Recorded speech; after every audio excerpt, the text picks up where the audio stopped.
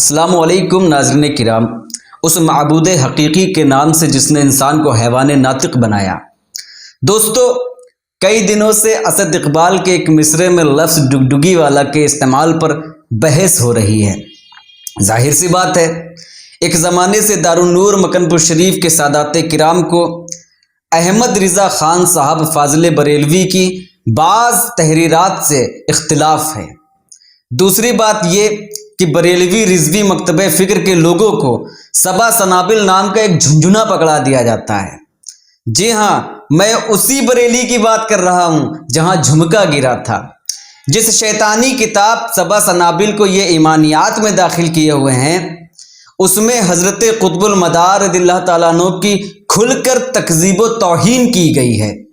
اسی شیطانی کتاب کی فرسودہ اور بے بنیاد عبارتوں کو لے کر 1982 میں درگاہ اجمیر شریف کے بیت النور میں سادات مکن پور شریف اور بریلویوں کے درمیان مناظرہ ہوا، جس کے ثالث عزت مآب عالی جناب ہاشمی میاں صاحب سادات کچوچا شریف تھے، جنہوں نے پوری ایمانداری کے ساتھ سیئے آخر کی شکل میں فیصلہ دیتے ہوئے سادات مکن پور شریف کا پرچم بلند کیا۔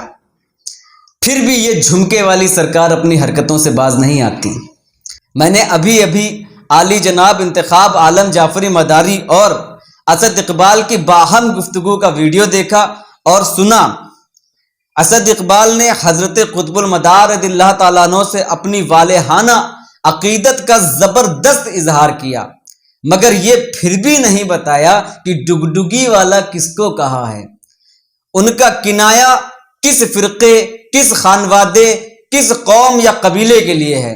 دراصل حضرت قطب المدار رضی اللہ تعالیٰ عنہ کی نسبت عظمیٰ کی وجہ سے کوئی اپنے نام کے ساتھ مداری، کوئی مداروی، کوئی مدار والا جیسے لفظوں کا استعمال کرتا ہے۔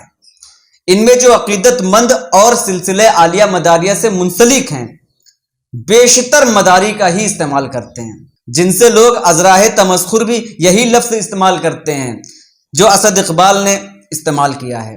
اسد اقبال کو یہ واضح کرنا ہوگا یہ لفظ ڈگڈگی والا کس جرگے کے لیے استعمال کیا ہے، ورنہ لوگ خاموش نہیں بیٹھیں گے۔ اس کے آگے تو آپ سمجھدار ہیں۔ اس جہان معارفت میں تجھ سے قطب دو سرا، کون ہے جس کو نہیں فیضان روحانی ملا۔